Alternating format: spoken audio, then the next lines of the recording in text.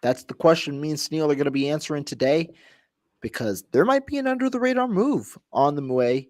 We'll see after this.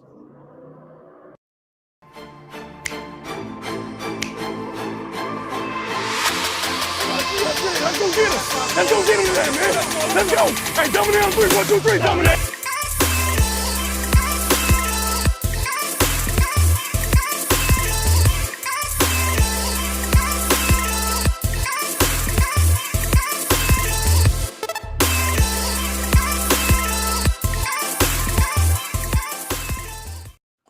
What's going on, everybody? Welcome back to the show. And we've got a fun one today because Suneil's back on, which means it's always going to be the energy today.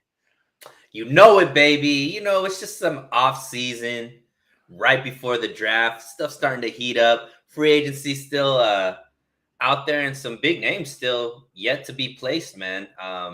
You know, it was interesting, Ron. I was looking at like some of the running backs, even though I know, you know, 49ers aren't in the market for a running back, but some pretty big names, man. Leonard Fournette, Ezekiel Elliott, like you know, I was just like, wow, Jerick McKinnon I was like, wow, there's a lot of big name running backs. McKinnon back on the 49ers. I want Jerick McKinnon. Yeah, I mean, look, he has a ring now, so he'd be having that Super Bowl pedigree, right? But yeah, it's interesting how many big names are out there right now. I mean, I agree, and we were just talking before the show. Really, it's interesting about the amount of big names because when you see the amount of deals happen early on in free agency, you talk about, well, guess what? Where's the remainder of the cap going to go? Or where are these players going to go if the cap continues to decrease? Like analysts say it, I believe it. When the first 2 days are the most important days. If you don't have a deal then, your chances of getting a big deal get slimmer and slimmer. I mean, at this point, a lot of people have to resort to 1-year deals and bet on themselves and hope they get a deal next offseason because if you're getting a multi-year deal, it's likely for cheaper than you want, and so that's something that is unfortunate. I mean, we just saw Chauncey Gardner-Johnson get a 1-year deal, I think worth up to $8 million when it was reported that he could have had a multi-year deal with the Philadelphia Eagles. So, you know, there are things like that where you essentially have to bet on yourself with an incentive-based deal. It's unfortunate for some of these top free agents. Yeah, and I mean, you get closer and closer to the draft, all of a sudden teams' minds shift from, hey, let's solve this problem through free agency to let's solve this problem through the draft. So once again, another factor to make the market go down. And I mean, I've been interested to see how many 1-year deals have actually been out there, Rohan. I wonder if it plays a role because not only from the team's perspective, actually, I think the teams would more likely want multi-year deals now because the cap is about to jump so much. I wonder if some players are more open to 1-year deals because, you know, next year's cap is supposed to be so much higher. I would assume contracts are going to be bigger next year than they are this year, but you know, we'll find out. I agree. And the one thing you talk about the deals from last year, or sorry, this year to next year, teams likely do want multi-year deals, especially later on in the road. It's just you do have to resort to the 1-year deals because players don't want more than multi-year deals, understanding that a 2-year deal worth $12 million, you could get that, or a 1-year deal worth up to $8 million, because understanding you could get 2 to 12, but you could also get 1 to 8, and then that those 4 million you're betting on yourself that you can make more than that next year. Absolutely. It's intriguing, man. This time of year is pretty exciting, but we could talk about it for hours, bro. Let's get into the show. Yeah, I mean, let's get into it. I mean, we'll start in a way right there with the big name free agents. You talk about some of the guys, and I hinted at it, is an under the radar move on the way, and I'm talking about players like Yannick Ngakoue at the edge position. Yannick Ngakoue is still out there. The 49ers could look to get a speed edge rusher to complement Nick Bosa. Ngakoue fits the mold. I think it's 8 sacks in every year of his career over the last 9 years or something like that. He's been talented. What do you think about the move? Do you think the 49ers can get it done? Do you think it's realistic? What do you think about Yannick Ngakoue? Yeah, so I mean, I think in a perfect world, I think the 49ers early on were extremely interested in, you know, Yannick Ngakoue. And, you know, there's been, you know, rumors around, you know, some of the people that we know that are very tapped in that they extended a contract offer to him and he didn't choose to take it, right? Or he wanted to kind of weigh his options and whatnot. then the 49ers went off and, they made some signings all along the defensive line, and some guys that could actually play edge.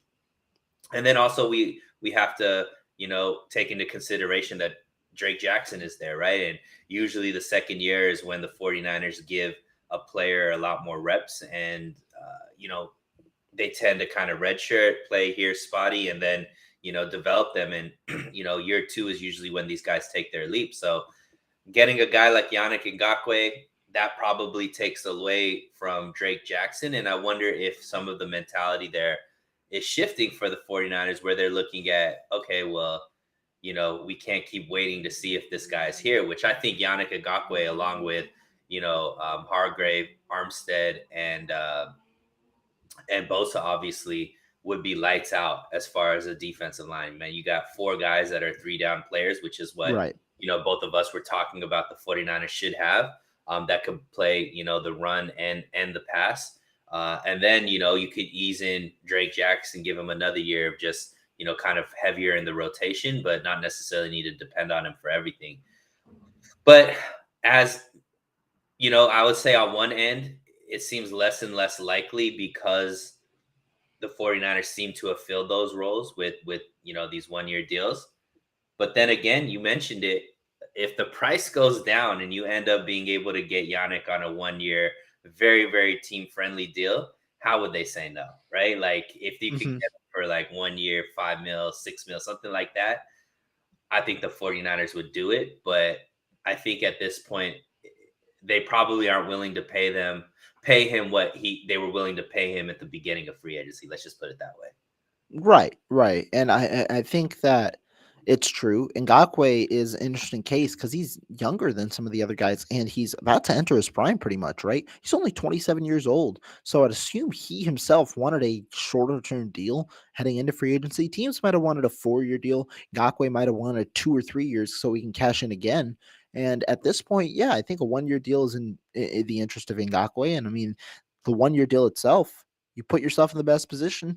I don't know if there's a better position out there than the 49ers, right? With their defensive line. I mean, obviously a lot of strong defensive lines out there. The Eagles have been one last year and teams like that. But the 49ers, they've shown an interest and they could be a team in the Ngakwe kind of mix as well. It'd be interesting though, Rohan, and you're somebody that I would love to ask this question to. What can the 49ers afford, right? What I know there was a number come out that the 49ers are one of the lower teams as far as cap space and availability. Obviously, I know they could maneuver and free up some cap space. There's some players there that they could work with as far as restructuring or extending to save some cap money. But also, you have to take into consideration the rookie class. So where are the 49ers as far as cap? And what would they have to do to make available money to get maybe a player like Yannick Ngakoue, or would they be able to do it where they stand right now? Right. I mean, the 49ers, when you look at it, I believe they're around $6.4 million, one of the lower teams in terms of cap space. When you account for the moves recently, where details have recently come out, $6.4 million, not too much, but the 49ers have gone about this offseason very uh, interestingly in that I think they're more methodical here. They understand the value of restructuring contracts. They understand the value of creating cap space, but there's also the value of ensuring that you have the most flexibility in your future. And there's no need to restructure a deal unless you have a deal in place that forces you to make that restructure. When San Francisco looks to sign another player, if they do a big name player like an Ngakwe, I would envision them going after, going to one of the two moves that they can do, which is restructuring Christian McCaffrey and extending Nick Bosa. I think McCaffrey restructure comes earlier, but that could free up around $8 to $10 million because you just give McCaffrey the what do you call it? Maybe McCaffrey's cap hit could be around 3 million this year, and his you could restructure it or you could re-extend him, or whatever the logic is. You can move that money because McCaffrey is owed $12 million this year, and none of it is guaranteed. So you essentially make that money guaranteed, and I think that that could benefit McCaffrey.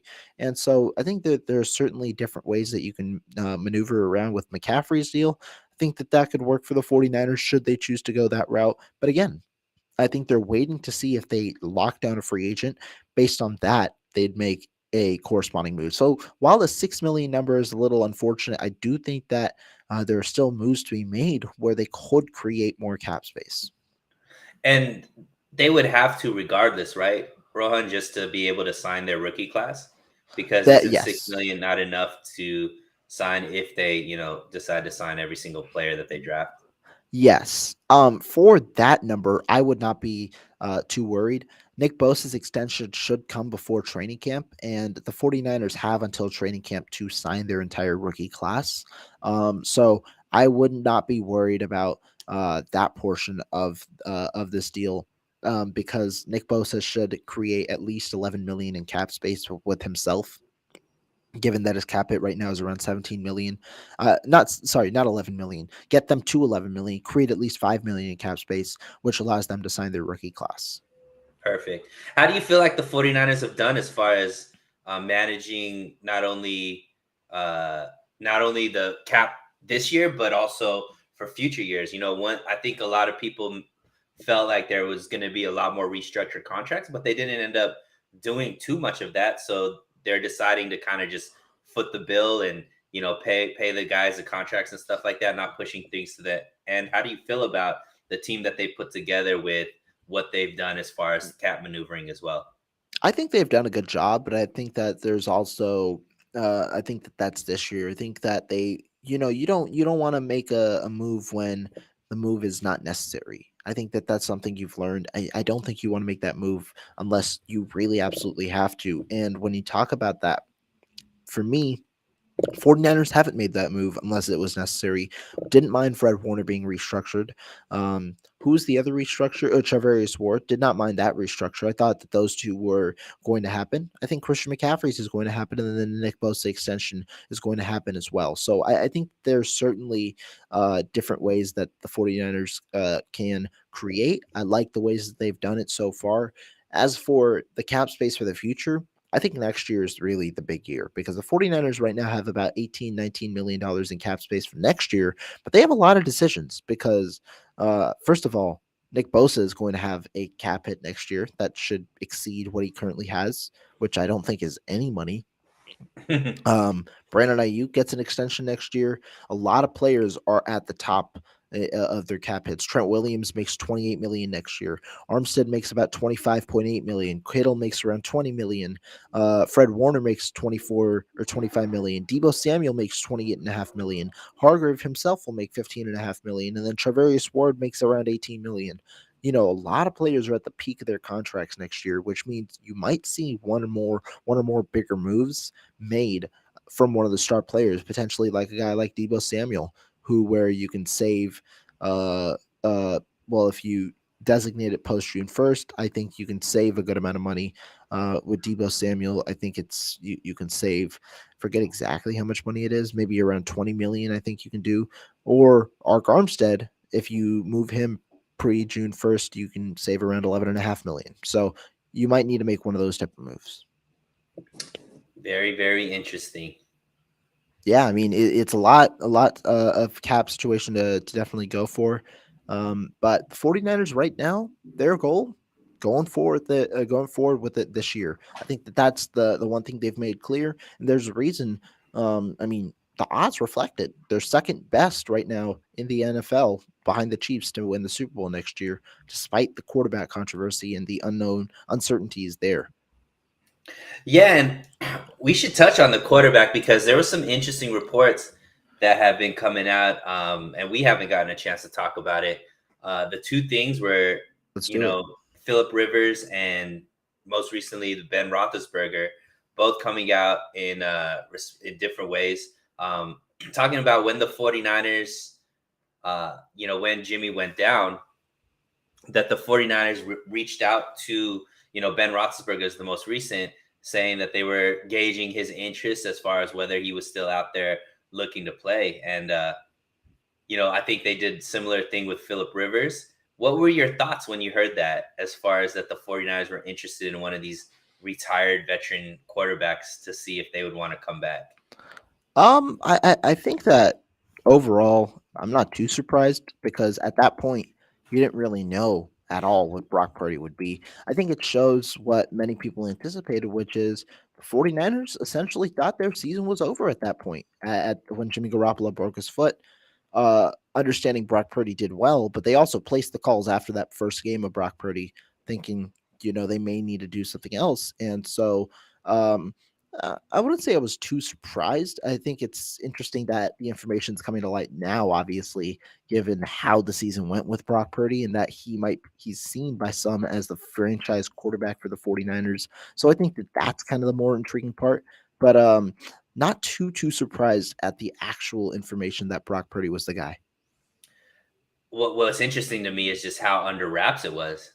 That Right, the right. 49ers kept it a secret. So That's to crazy. me, Like, it took both players having, like, I think they were both on podcasts for them to kinda yeah, for they them brought to it up. reveal it. It never came Yeah. from the team, and that's interesting to me because a lot of times, especially with the faithful and 49ers Twitter and all this kind of stuff, people bring up, this person, Kyle Shanahan feels this way, John Lynch feels this way, and all of these reporters are coming out and saying, sources say this and sources say that. Like, the 49ers are a steel trap when it comes to the messaging that comes out of there. If there's a message that's true, it's because they want that out there.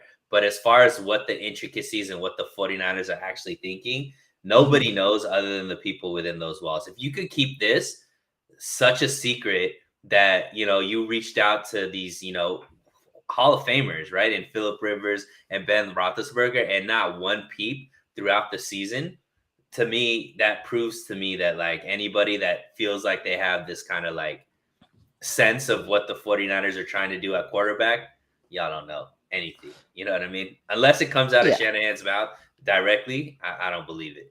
And I mean, it's good. I'm glad it didn't work out because I mean, overall, the 49ers think we're better off. I think at their stage in their careers, I don't know, maybe not Phil Rivers, but I mean, in general, I think there's at that stage in their careers, I don't know if either of them are an upgrade over what Brock Purdy showed in the flashes last Sure. year.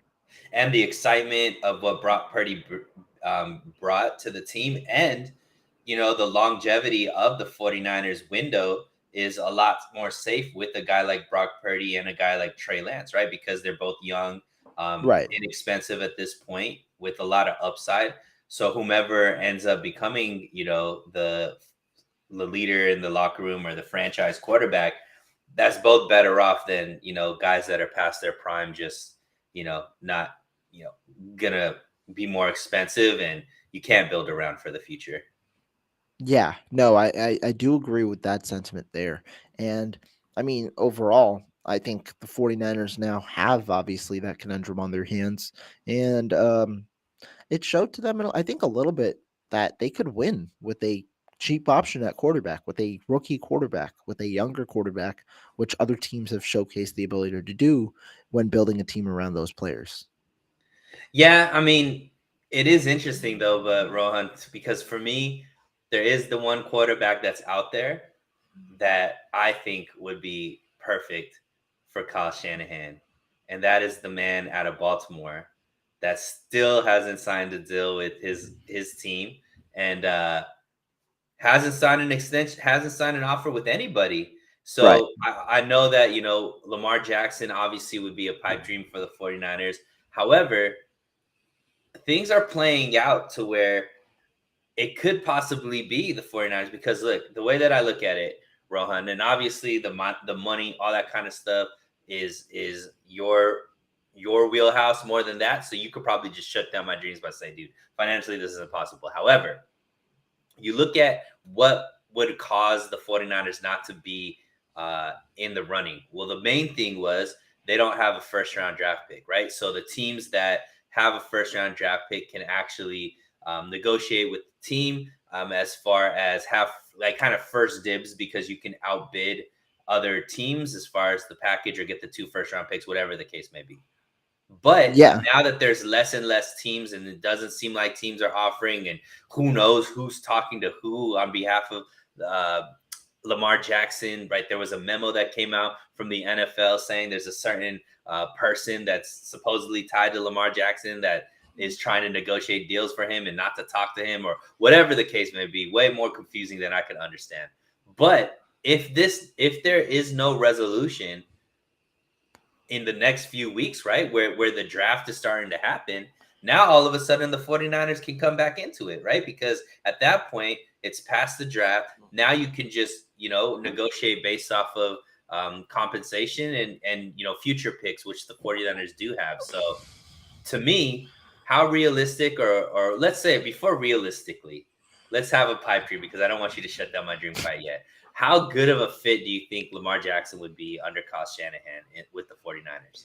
Oh, without a doubt, it'd be phenomenal. I mean, seeing Lamar Jackson in a 49ers uniform, if you're only giving up 2 first-round picks especially, puts the 49ers as the best team they're going to the 49ers would be the best team in the NFL. They're going to win the Super Bowl if Lamar Jackson is their quarterback under Kyle Shanahan because Kyle Shanahan has talked about the quarterback he wants, and he has name dropped Lamar Jackson as a comparison to one of the quarterbacks that he wants. Lamar Right. Jackson would be great in this offense because people underrate his passing, and Kyle Shanahan wants a guy with a strong arm. He's got a strong arm. I mean, he's got a strong arm. He can do all the zone read stuff Kyle Shanahan wants. He's got the smarts for it.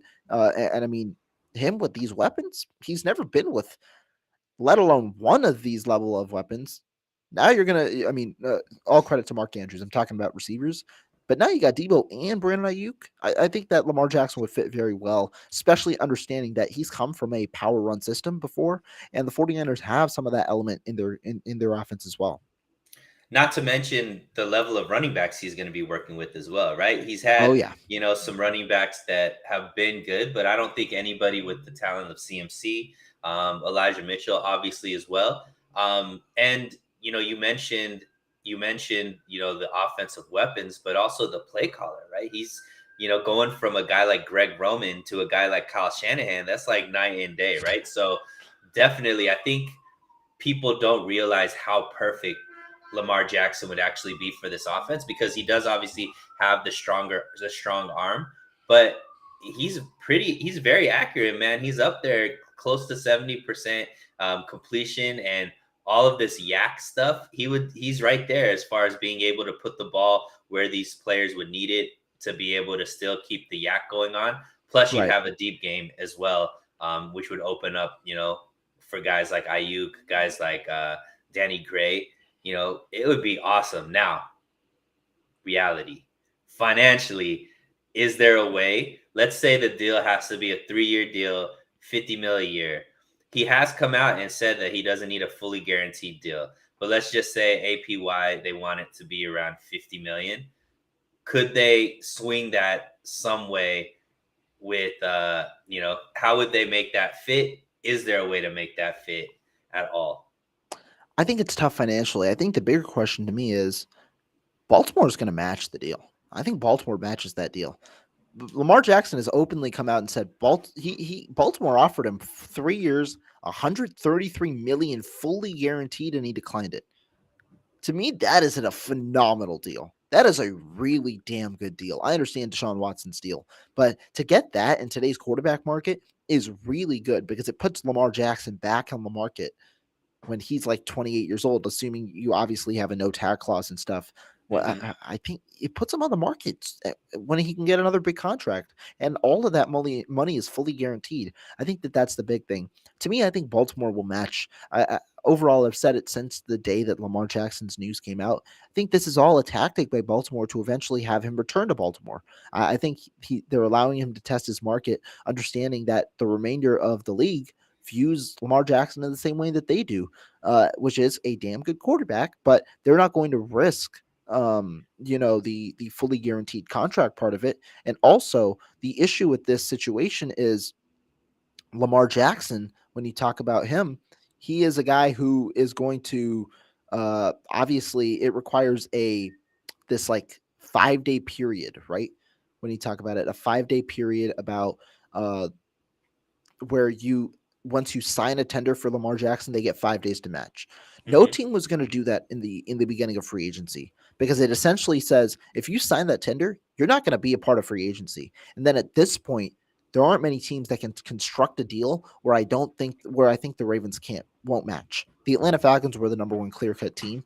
I Right. think that they're out of the loop. I know a lot of Well, people are pointing to the 2 first round pick idea.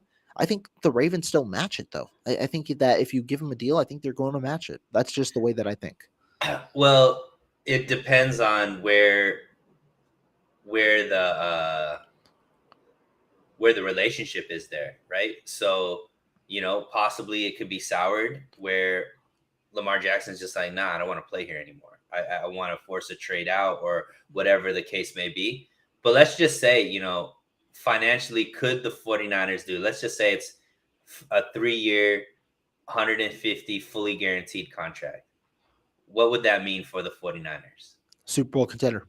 They're the number one Well, Super as Bowl far as contender. let's talk, obviously we Oh, know financially? financially, yeah. Who would they have to start losing players? Like, what would that do to the overall roster? How would they be able to make that fit? All that kind of stuff.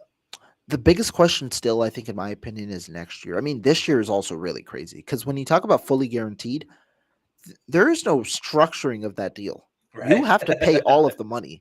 Like Uh-huh. the way that a lot of teams do it nowadays is they inflate the AAV by backloading these contracts, but these players won't see the last year or 2 years of their deal. Tyreek Hill last year got 4 years, $120 million, but it's really a 3-year deal worth $75 million. His cap hit in year 4 of that extension is $59 million. He's not going to see a single penny of that money. He's instead that contract will either get restructured or redone because they'll change the contract terms or he'll get cut or whatever it may be. He's not going to see a penny of that $59 million. However, in Lamar Jackson's case, well, I'll start with Deshaun Watson because he's a part of this. He got restructured. His cap hit for the next 3 years is like 66 million. But the difference is they have to pay the 66 million a year in terms of cap hit. And Right. so the toughness part for the 49ers, they're at 6 million right now. So let's say you even backload the deal. Next year, you're already only at $19 million in cap space, and it's tough to move off that deal. It's tough for the 49ers to kind of continue forward and kind of get off like other contracts. You're going to have to move a lot of money and not be able to re-sign some guys. I think if you sign Lamar Jackson, it makes re-signing Nick Bosa extremely tough in terms of the cap, in terms of how you maneuver there. And even if you re-sign Nick Bosa, you lose a couple of marquee players when you don't re-sign Lamar Jackson. Yeah. And then it just comes to a point where it's like, well, look, we've seen in Kansas City when you have a high level caliber quarterback that you could depend on week after week after week, that it doesn't really matter who you put around him, right? Like Right. Kansas City roster wasn't, if you look just on paper, nobody was afraid of that roster other than maybe 2 players on offense, which were Patrick Mahomes and Kelsey. And, obviously they have some weapons on that defensive line, but overall, if you have that quarterback position solved and elite, the roster around them doesn't have to be as elite, right? Right now, the Right. 49ers have been dealing with putting together an extremely elite roster because they haven't had that solution at quarterback with Jimmy, with, Trey being in and out due to injuries, with Purdy. So having an elite roster was extremely important.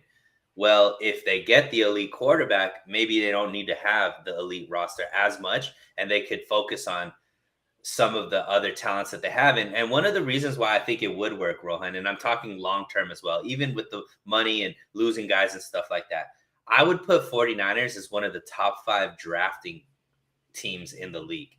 And I think that's something that is extremely important when you play the cap situation, is if you could get draft and hit on draft picks like the 49ers are able to do in the 4th, 5th, 6th, 7th round, where you're paying pretty much pennies in comparison to NFL contracts, but getting extremely productive players out of it. We're talking about bona fide starters, right? They just got an all-pro out of Hufanga. Diamador Lenore, that's looking like, a bona fide starter. You're talking about a couple guys on the offensive line that are already, Aaron Banks, that looks like he's going to be, left guard there for a decade. Spencer Burford, who, played up and down last year, but you expect him to take another leap, like the linebackers that they developed, obviously all of these guys. So to me, when you have a front office that's able to draft as well as the 49ers are able to draft, you can be able to still keep elite players around a really, really bona fide star at quarterback.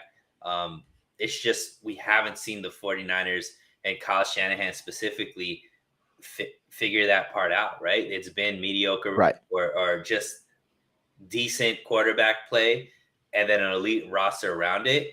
It hasn't produced a Super Bowl quite yet. Maybe you do the elite quarterback and then figure out how to piece together a roster around them. Maybe that might be the route to go. So that's why, I'm kind of for it to go out and make the move if they can make the move, because I think all of a sudden the 49ers are contenders for a long, long time. Yeah, I think I agree. There. Ooh, I like it. What do you think? What do you think the draft compensation would have to be? For Lamar Jackson, Yeah. if let's say the Ravens don't match and they want, uh, it easily starts with 2 1s. I mean, I honestly, I think they throw Bosa in there. I think you throw Well, Bosa in there. I think it'd be maybe Bosa compensates for the 2 1s. Maybe Bosa and a 1. Like I know Jesse threw out the Bosa 1 and Trey Lance. I think yeah. that's a fair competition. Yeah. And I would do it. I would. I would. That's I the would do crazy part. I would. it. And I mean, if you think about it that way, I think it's a little different. Like obviously Lamar Jackson's going to cost more and also could be fully guaranteed. But if you think about it that way, um, you're essentially swapping Bosa's money for Lamar's money, right? And so if it's a 5-year deal, maybe 5-year deal where 200 million. Let's just say it's the similar deal to what Lamar got in that it was like a 3-year deal or 4-year deal where you get the 40 million guaranteed for the first 3 years and then how much ever guaranteed it was in total. I mean, you still got to figure out some cap there, but I think it could maybe you could make it work in that situation. Yeah, and I mean, another thing that's thrown in there that maybe people aren't realizing right away is, look, we just saw Daniel Jones, who I don't think necessarily is an elite quarterback by any stretch of the imagination, but he's Correct. getting paid what, like 35, 40 million a year, something like that. And he basically just, I think he gets that for taking a team to the playoffs. Well, I don't think anybody thinks that Brock Purdy or Trey Lance isn't going to be capable of taking this 49ers roster to a playoff, right? One of these guys is going to have to get paid the same way. So would you rather at the end of the day, when you're trading Trey Lance and Bosa and a first round pick for Lamar Jackson, not only are you swapping money for Bosa, but you're also swapping the Trey Lance money in the future that most likely would be anywhere from 35 to 40 million just because he plays the position that's going to get paid that way. It's not like you're going to re-sign Trey Lance for 25 million. Like, it wouldn't be possible. You know what I mean? Yeah, I know. And I mean, obviously Trey Lance or Brock Purdy, whoever it might be, if they get an extension, that obviously that talk comes in 2 years. But a lot of interesting quarterback talk. I mean, obviously this Lamar situation is a little far fetched in my opinion for the 49ers sake, but it's a fun discourse nonetheless. Just to think about the possibilities of it, think about the contract, think about what could be compensation, and what Lamar could bring to the 49ers, because that's the most important part. Yeah, I mean, it's far fetched, but it just depends. Because what is the one thing that you've been saying about this off season? What has been kind of the messaging based off of the moves? You said that the 49ers are what this season? Like, what do you mean? You said Oh, that based off of the moves, based off of the way that they're, signing these players, they're all in, right? They're yeah, all in. for the Like, most it's part. like time to win a Super Bowl. So if you look at it and you're like, all right, well, what will take us over the hump? Well, a guy like Lamar Jackson definitely makes it easier to win a Super Bowl rather than harder. So if they're really truly all in, that might be the move that really pushes the needle and is like, look, we're getting it done this year with this guy. And we saw it, we've seen that happen. We see it Tampa Bay with Tom Brady. Obviously, they signed him in free agency, so it was a little bit different. But you saw the Rams with Matthew Stafford. They went out, made the trade, and were able to go win a Super Bowl that year. And the difference, once again, between the 49ers and doing that, because you look at the Rams and it looks like, man, they're dumpster fire now, but the Rams never drafted as well as the 49ers have. So that's the difference where the 49ers have been able to get productive starters, very, very high end talent from late round picks. Rams couldn't say the same. So they always had to try to re-sign through free agency, give these big contracts, and that's why they ended up in the situation that they're in. Right, exactly. Kind of moving forward a little bit, we talked about a Lamar Jackson, we talked about Yannick Ngakoue, the moves potentially happening and things like that. About the 49ers, let's go position by position. Let's see, are they better or are they not? Because I think that that's a cool exercise to do right now. 49ers have gone through brunt of free agency. I still expect a couple of free agents for them to sign, but for the most part, this is how their roster looks free agency wise. We can talk about, are they better, are they not, and are they done at the position? Let's start with quarterback. 49ers signed Sam Darnold, lost Jimmy Garoppolo, have Brock Purdy and Trey Lance in the room. What do you think about the room? Do you think that there's more to happen? How do you like the room at the moment? So I would say that they're better. And the only reason why I'm saying that they're better is because 1 year more experience for Purdy, 1 year more experience for Trey. And I think Sam Darnold as a third option is better than Josh Johnson. And similar to, I think you could get the same kind of play out of him than you can out of Jimmy Garoppolo. So for me, it's pretty much the same room but younger, more athletic, and the young guys that have been playing really well, at least in Purdy, a year older kind of thing. The only thing that I guess is the question mark is, everybody's kind of coming off of an injury other than Sam Darnold. But let's be honest, last year, everybody was coming off of an injury as well. So the injured 49ers having quarterbacks that are coming off of an injury is kind of a staple. I don't know when we've had healthy quarterbacks per se. So to me, I would say it's either the same, if not a little bit better, just based off of these guys having another year of NFL underneath their belt. Yeah. To me, probably say it's a wash. Maybe worse. Probably say it's a wash. So I'll disagree here. I think Garoppolo is better than Sam Darnold. I think that, and I mean, I think that the way where you could say it could be better. I mean, the experience is interesting for sure, but at the moment, I think both are unknowns. I don't know if Purdy's going to be better at the moment, just because he's coming off an injury. And there could be lingering soreness. We also don't know the timeline. So for that reason, I'd say it's a wash at the moment. I think Garoppolo's better. Lance could be better. Purdy could be better, but the unknowns to me keep it right now at a somewhat of a wash. But again, all you need is for one of these quarterbacks to develop. And Mm-hmm. if one of the quarterbacks develop, you have a Super Bowl caliber roster, and then you just need the quarterback to kind of put you over the top. As for the room itself, I think these are the three that you see on opening day. Those are your three top quarterbacks. They'll likely sign a quarterback being in the undrafted pool, or maybe draft one late round. That'll be your practice squad quarterback for the year, because the 49ers normally roll with three, not normally, but they did last year, three on the active roster, one on the practice squad. I think that that's what they'll end up doing. I think you can get one through the draft and then seek them through waivers. Not too strong of a quarterback class, so I think that that's possible. That's my anticipation at the moment. Yeah, I agree. I think they definitely draft another quarterback. It's smart. I think every year you should draft a quarterback because you never know, especially with the 49ers. But more importantly, you hit on a guy like Brock Purdy. All of a sudden now you have leverage, when it comes to starting quarterbacks and who to pay and all that kind of stuff. So Agreed.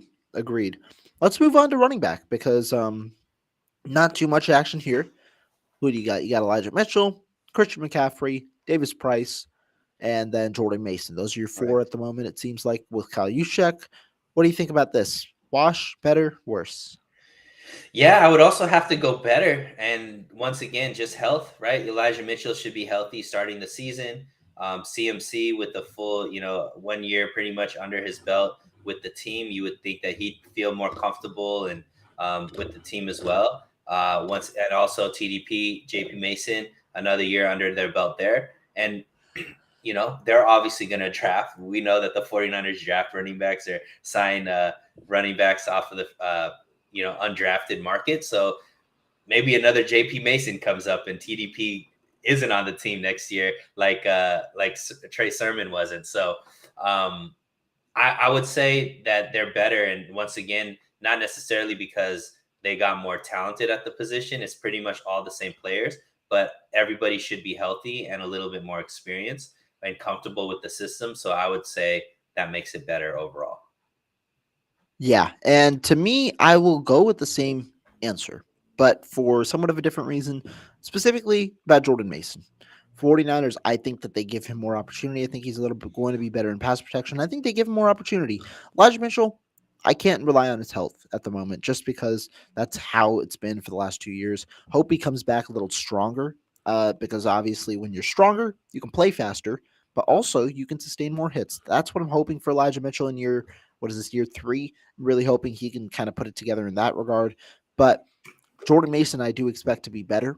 And I think that that just propels the 49ers. Everybody else, I mean, Christian McCaffrey, we saw what he could do. I think that that continues to be there. Mitchell, when he's healthy, is elite. Not elite, but like, he's really good in the system. Hmm. Mason, I think, is valuable. And I mean, TDP can't be worse than he was last year.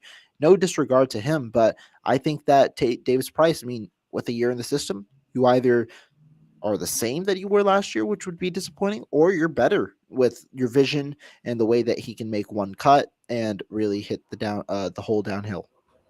Yeah, and I mean, if you're looking at TDP, you're starting to see that the running back position is starting to change. To get a second contract with the same team, pretty difficult. You're seeing some really good, Right.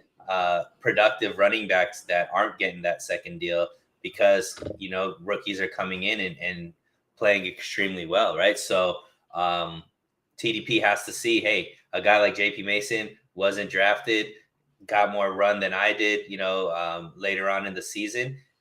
TDP's going into the year as the fourth option in that running back room, right? So he has to really step his game up to kind of earn playing time if he's even going to see the field, right? Yeah, I agree. I agree. I think that uh it'll be interesting. I don't know if he really touches the field too much, right? I think the way that he does it is special teams, but Mason beat him out on special teams last year. Can he improve in that regard? I wonder if the 49ers pick up a running back to compete with TDP, undrafted, maybe late round, and take the best of the two. Because I mean, if TDP shows he can't be the guy, 49ers show they don't mind cutting their losses. Trey Yeah. Sermon didn't pan out. They cut him after 1 year. TDP wouldn't be surprised if they do the same. Although, again, another waste of a third round pick there where there were options that could have helped them, not only then, but in the future on the board. Safety was the biggest one last year. Ended up not going that route. Yeah. I'm good off of the 49ers drafting a running back in the third round. Like they should just not ever do that ever again. Yeah, I don't care if like if there's a Saquon in the third round, man, if there's a Saquon in the third round, somehow the 49ers are not going to be able to have him pan out for us. Exactly. Exactly. Uh, Give me the sixth round though. Sixth round, draft a short 5'8", 135-pound guy. He'll pan out. I don't know how, but he'll Yeah. pan out. Yeah, and you would think that the 49ers won't be as pressed at running back just because they finally have a solution there. Like CMC is somebody you could say this is our guy, and this is going to be a guy for the next couple of years. So I don't think they really have to press that running back button in the next couple drafts. I agree. I agree. At wide receiver, what do you think? Better, worse? Not really many. I don't think a single addition or uh, Or a change, single right? loss. Yeah, Yeah. Once again, I think that you would have to say better, and I think it's going to be two players, right? I think Brandon Ayuk and Danny Gray. Brandon Ayuk, this is going to be another year where he gets to kind of dictate his money. These next 2 years, right? He's playing for that extension and really showing consistency there. He had his career high last season, breaking 1,000 yards. I expect the same from him this year, especially if either quarterback, Trey Lance or Brock Purdy, for a full year. You would expect Brandon Ayuk to get more, I guess, more opportunities down the field, especially with Trey Lance there. So I would say that they're going to be better. Once again, not necessarily because the talent is upgraded, but the players that are there are going to be more comfortable with the system, and possibly the quarterback change. I'll say the same. I'll say the same because I like your logic about how Danny Gray could become better, and I like the logic about how Brandon Ayuk could become better. But I think, in my opinion, if Gray is becoming better and you have the same five, one player is going to regress then because there's only so much playing time you can go around. And if Gray is going to sneak in, Does that mean a lesser role for McLeod after the year McLeod had with some nice gadget touches? Does it mean lesser role for Jawan Jennings after the blocking Jawan Jennings showed? That type of thing. I don't know if I expect Debo Samuel to have an improvement in after what he had last year. I think last year is kind of somewhat more of the norm with Debo Samuel. Really good all around player, not the best receiver overall. He's like he's an above average receiver, just not an elite receiver necessarily. Just a really elite gadget weapon, in my opinion. And so that's kind of the way that I'm looking at this situation. I think it's a wash. Yeah, and I mean, you would hope that with the addition of CMC, for the full season, hopefully that would keep both of them healthier. I think Right. Debo and CMC, because they can definitely be utilized similarly in the offense. But the reason why I'm pretty adamant this receiving core is going to be better is, one, I think that the quarterback play is going to be better, regardless of if it's Lance or Purdy. And I also think that Brandon Ayuk's locked in, man. I really think we got one that is going to really break out and have even a bigger season than he had last season. And like I said, year two of these receivers, that's when they get more opportunity. So Danny Gray is going to see the field more. We've seen, he obviously now has a year under his belt of what it takes to see playing time for the 49ers. You got to be able to block really, really well. And I'm sure he's going to get bigger, stronger, put the time in the weight room.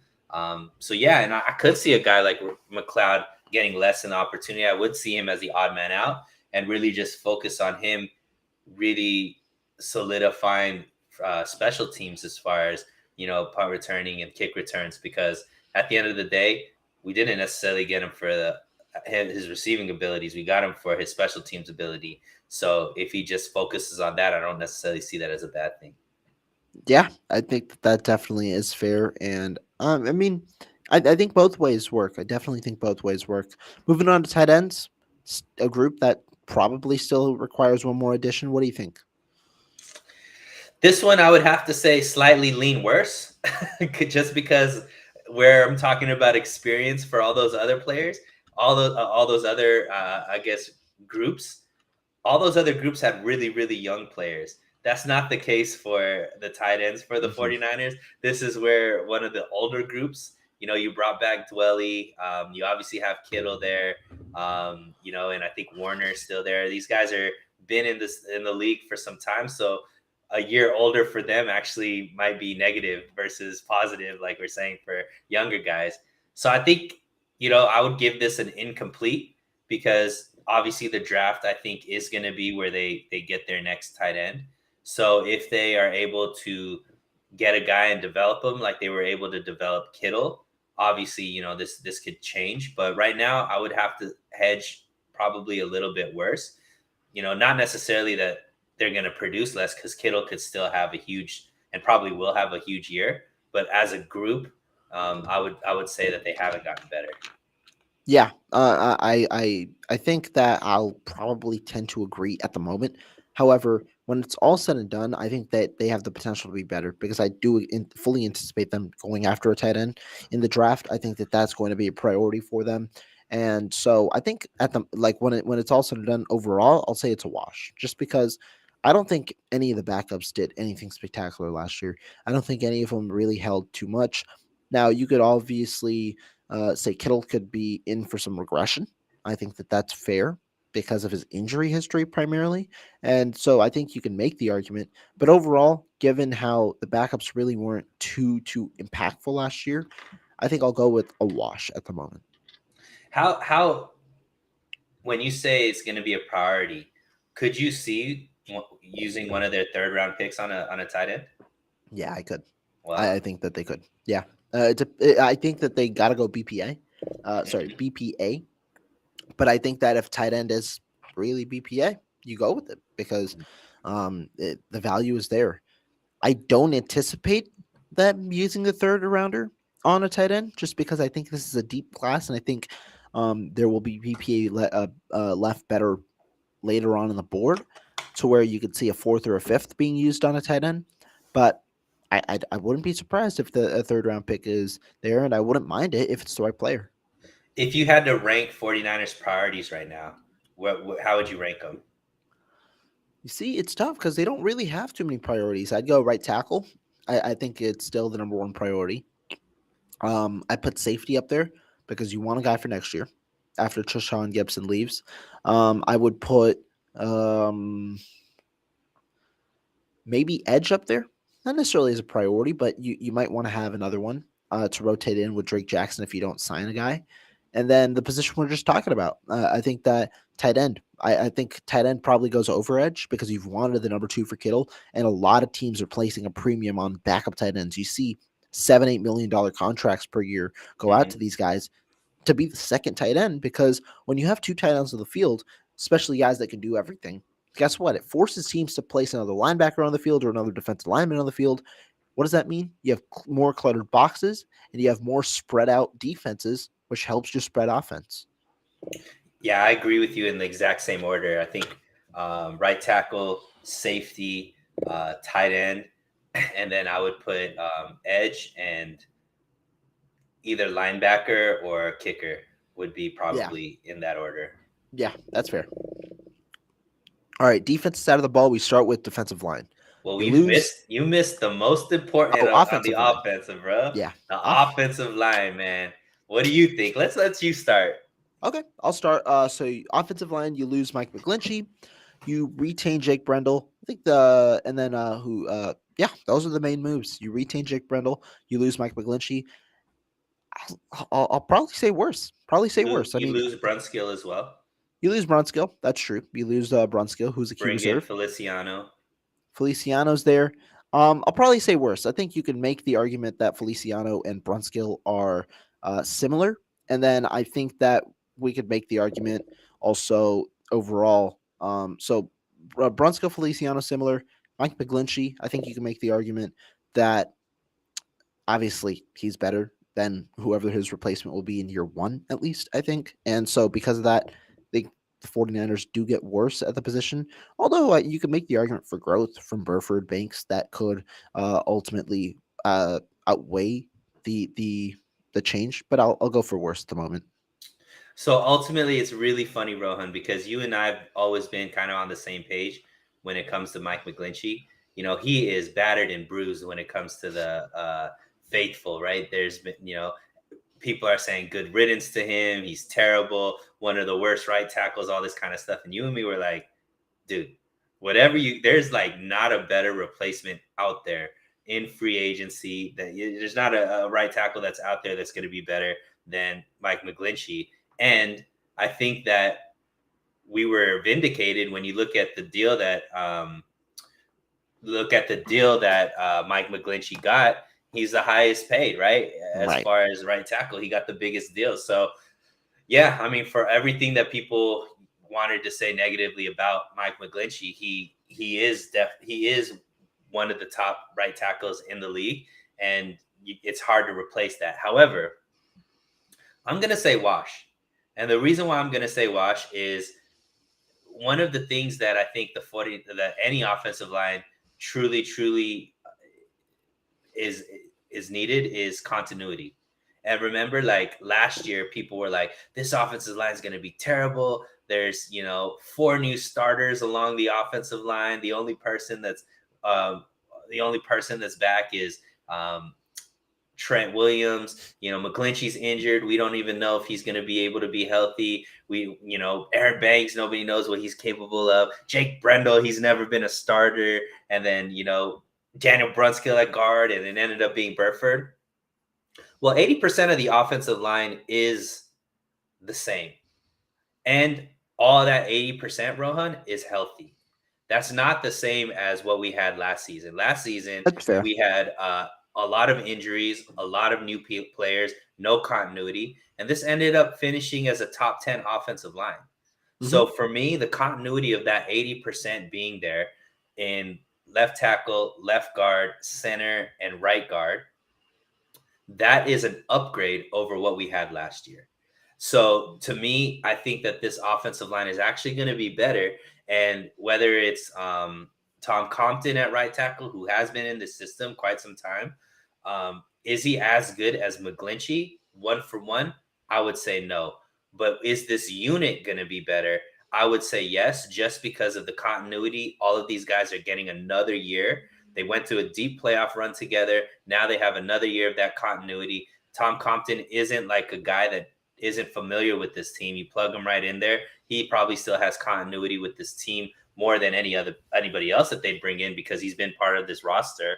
So to me, I actually think this offensive line is going to be a little bit better, man, just because last year wasn't that the thing? Everybody said this offensive line is going to be trash because they had zero continuity. Now they have tons of continuity, and all of a sudden it's supposed to be worse.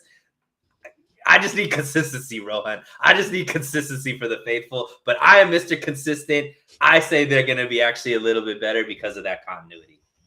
Fair, fair. I think that, I mean, I'll respect the take because you brought the argument with it, and that's what I like. I definitely like it. Guys, we are going to save defense actually for the next podcast. So stay tuned for the next podcast between me and Sunil. It's going to come soon. But any last thoughts, Sunil? Because this was a fun one, man. Fun one. Yeah, Love the breakdown at the yeah, end. I'm excited. I do think overall, and overall that this free agency has been a win. I'm sure we'll talk about that, Yeah. later on once free agency is totally over. But I'm excited about the team, man. I still think we have one of the better squads, and it's going to be exciting for the rest of the offseason. 100%. 100%. But guys, thank you guys so much for tuning in. This was a fun episode. We'll be back very soon. And be sure to subscribe to Sunil as well. His channel obviously is growing as well. So make sure to subscribe to both. We'll see you guys next time.